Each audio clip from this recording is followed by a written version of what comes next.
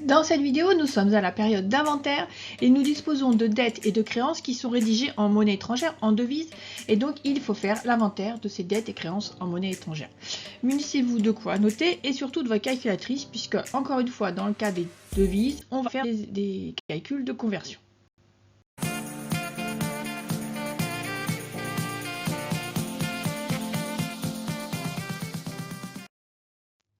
Alors on va commencer, comme à chaque fois, à positionner le problème et donc analyser ces dettes et ces créances en devises à l'inventaire. Donc voici ce qui s'est passé durant l'exercice en opération courante. On a vendu et on va prendre le cas, hein. On peut vendre ou acheter, on va prendre le cas où on a vendu des produits qui ont été négociés en devises, donc en monnaie étrangère, et donc on se retrouve avec une créance qui au départ est ici, on va prendre l'exemple des dollars, qu'on a donc à la date de l'écriture d'opération converti au cours de la devise, et donc on a transformé cette créance en dollars en créance en euros dans notre comptabilité. On se retrouve maintenant à l'inventaire et on doit donc déterminer la valeur, vérifier la valeur de cette créance. On sait qu'on a une créance en dollars normalement, et donc à l'inventaire, on vérifie l'existence et la valeur de tout ce que l'on a et de tout ce que l'on doit. Donc ici, on a une créance client, et donc à l'inventaire, on va donc déterminer une nouvelle valeur qui correspond au cours de la devise à l'inventaire. Et donc on va se retrouver dans deux cas de figure. Premier cas de figure, on se retrouve avec une valeur dans les créances clients qui est supérieure à ce qui était négocié, ce qui a été prévu initialement. On va donc faire apparaître un gain de change. Ce gain de change, en fait, c'est pas vraiment un gain de change réel, c'est un gain de change latent. Hein, tant qu'on ne nous a pas réglé cette créance client, ça reste un gain de change latent. Et donc, on va enregistrer ce qu'on appelle un écart de conversion passif. Cet écart de conversion passif va représenter ce gain de change latent. Alors, comment est-ce qu'on reconnaît que c'est un gain de change latent? Par rapport au troisième d'attente qui est le compte 47, et ici 47,7, c'est dire on va peut-être avoir un produit qui correspond à un gain de change latent. Donc on le met au passif, puisque si je vous reprends, on dit que c'est un écart de conversion passif. Si je vous prends un bilan, je vous rappelle qu'on a actif ici, passif ici.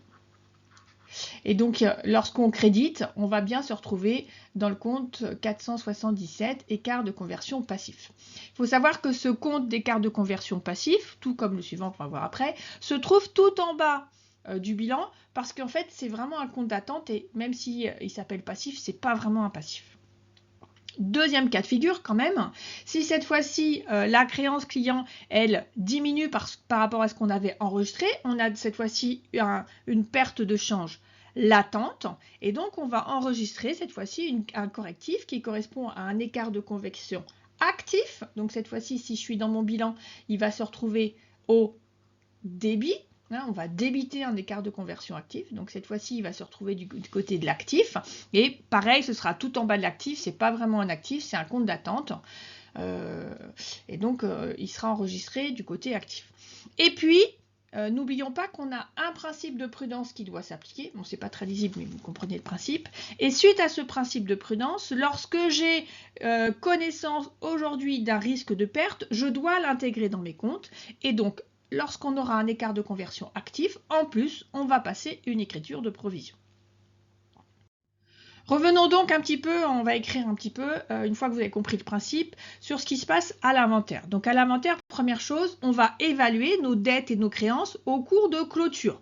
Hein, je vous rappelle que ce cours de clôture, il est disponible au niveau de la Banque de France, de la Banque Centrale Européenne. On va récupérer ces cours à la date de clôture. Si on clôture le 31 décembre, c'est à la date du 31 décembre. On va avoir deux cas de figure. Lorsqu'on a un gain de change latent, on va créditer le compte 477, différence de conversion passif. Et lorsqu'on a une perte de change latente, on va débiter le compte 476, différence de conversion actif. Et alors, on fera attention qu'on va toujours comparer le cours de l'inventaire au cours utilisé le jour de la naissance de l'opération. Et non pas par rapport au cours de l'inventaire d'avant, par exemple. Ça induit quoi c'est la troisième étape, on va y revenir. Deuxième étape, par application du principe de prudence, lorsqu'on a une perte de change latente, donc une différence de conversion actif, on va passer une écriture de provision pour perte de change. Donc si vous voulez réviser les provisions, je vous invite à aller revoir la vidéo en question, je vous mets le lien en haut. Et puis, troisième étape, suit au fait qu'on va toujours comparer le cours de clôture au cours de la naissance de l'opération. C'est une écriture de régularisation que l'on va contrepasser systématiquement à l'ouverture de l'exercice suivant. Hein, c'est juste des comptes d'attente, donc on les passe pour informer et pour ajuster les comptes de dette et créances, et l'exercice d'après, on les annule, et on recommencera notre analyse à l'inventaire suivant si on a toujours les dettes et les créances, mais dans ce cas-là, c'est pas forcément bon signe non plus. Faisons une application pour que vous voyez concrètement les écritures que cela induit. Le 25 novembre, on achète à crédit des marchandises pour 20 000 $ à un fournisseur américain, c'est la facture 564. Je vous propose qu'on exige la TVA pour que ce soit plus simple. Le jour de l'achat, donc le 25 novembre, le cours du dollar était de 1 $ égale 0,88 €. À l'inventaire, à la clôture de l'exercice, le cours est de 1 $ égale 0,93 €. Passer les écritures nécessaires en N. Donc, première chose, on est au 25 novembre, on achète à crédit. Donc, j'enregistre mon achat, 607 achats de marchandises à un crédit de 401 fournisseurs. J'ai le flux de marchandises qui rentre et j'ai une dette que j'envoie, une reconnaissance de dette que j'envoie à mon fournisseur. La question est pour quelle valeur, sachant que je dois enregistrer tout en euros. Je vais donc transformer ces 20 000 $ en euros. Donc, je multiplie ici par 0,88. Ça correspond donc à un flux de 17 600 €. À l'inventaire, je vais passer une écriture où je vais corriger la valeur de ma dette fournisseur. Donc là, on parle de principe comptable.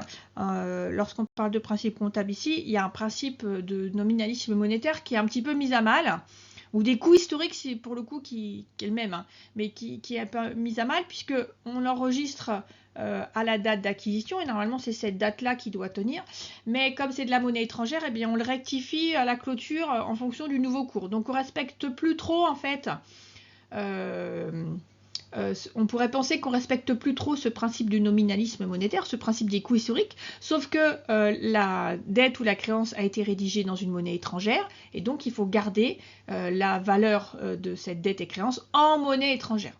Et donc c'est la différence de cours qui a un impact et non pas la différence de valeur en monnaie étrangère. Je ne sais pas si j'ai été très claire. Bref. Ici, on va donc corriger. Donc, mon fournisseur, il me devait 17 600. Et si je regarde, mon fournisseur, maintenant, il me doit 20 000 fois 0,93. Il me doit, je devais 17 600 à mon fournisseur. Et maintenant, je lui dois 18 600, soit 1 000 € de plus. Je vais donc créditer 401 fournisseurs pour 1000, et j'ai donc par différence un écart de conversion actif, hein, je débite, donc c'est de l'actif, c'est 476. Donc si je veux, je peux être un petit peu plus précise. Donc si vous regardez votre plan de compte, dans les 476, donc dans en fait les pertes de change latentes, vous en avez deux comptes d'attente, un qui correspond à l'augmentation des dettes et un qui correspond à la diminution des créances. Donc ici, on est sur une augmentation de dettes. Donc si on veut être un peu plus précis, on va aller chercher le compte 476 2, augmentation de dette. Augmentation de dette. Hein, donc ici, j'ai une augmentation de dette, une augmentation latente de ma dette de 1000 €. Le principe de prudence fait qu'il faut que je passe également une écriture pour indiquer et pour réduire mon résultat du fait d'une perte de change latente. C'est donc une écriture de dotation aux provisions. Donc à l'inventaire N, je vais passer cette écriture de dotation aux provisions. C'est lié à un risque de change, donc c'est un caractère financier. Donc 686,5 dotation aux provisions financières à 15,15 provisions pour perte de change, pour le même montant que la perte latente. Et puis à l'ouverture de l'exercice suivant, il ne faudra pas oublier, donc généralement on a tendance à le faire en même temps pour ne pas oublier, de contrepasser cet écart de conversion active. Donc cette fois-ci, on débitera 401 fournisseurs par le crédit 476 écart de conversion actif pour le même montant de 1000. Donc pareil, si on a utilisé le compte 476,2, on va réutiliser le compte 476,2 augmentation de dette. Voilà pour cette application qui, j'espère, vous a aidé à bien comprendre.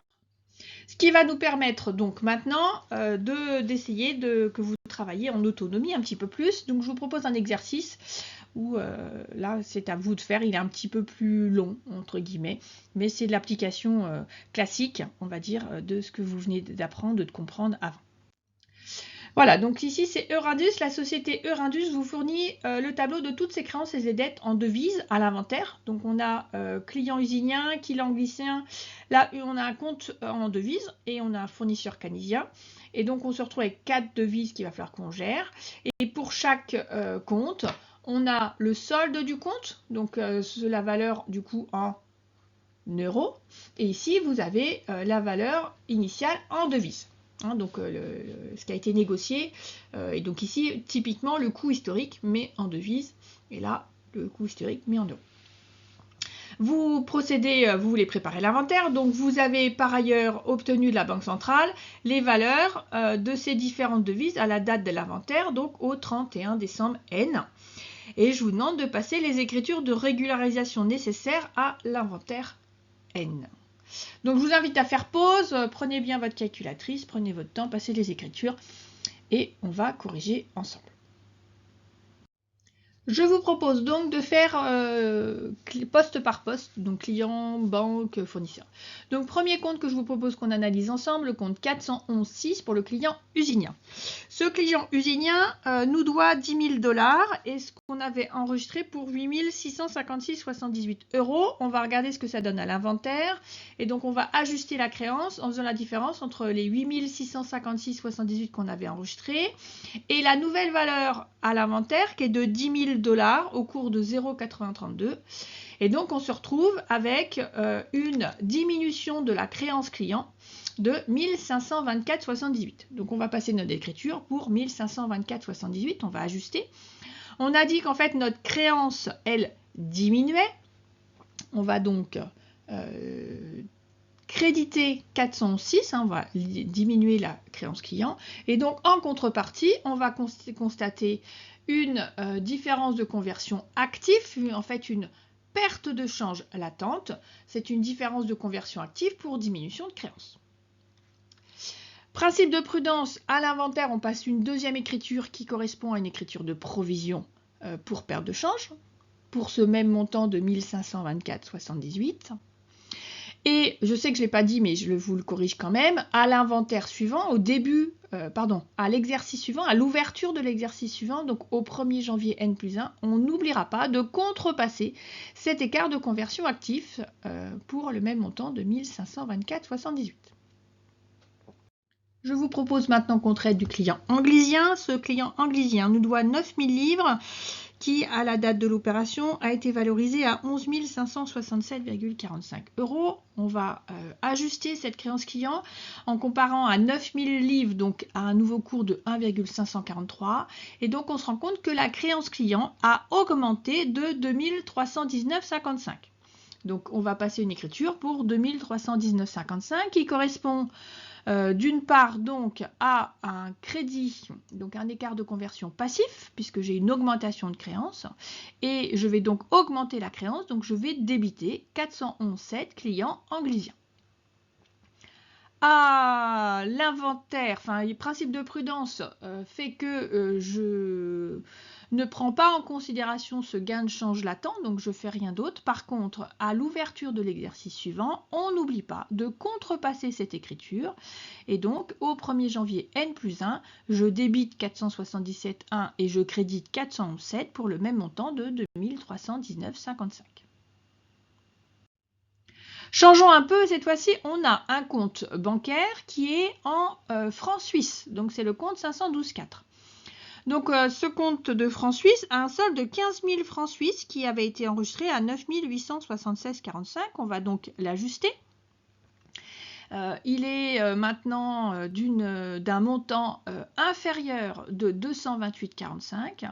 Je vais donc réduire la valeur du solde pour 228,45. Donc je crédite 512,4 banques pour 228,45. Et en contrepartie, je constate un écart de conversion actif puisque je débite pour 228,45. Cet écart de conversion actif correspond Si on regarde le compte 476, j'ai un 6, ça correspond en fait à une charge. Le 6 ici, ça correspond à l'interprétation d'une perte de change latente.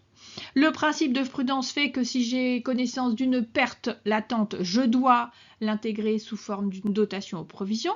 Donc toujours à l'inventaire, je passe une écriture de dotation aux provisions financières à provision pour perte de change, pour le même montant de 228,45.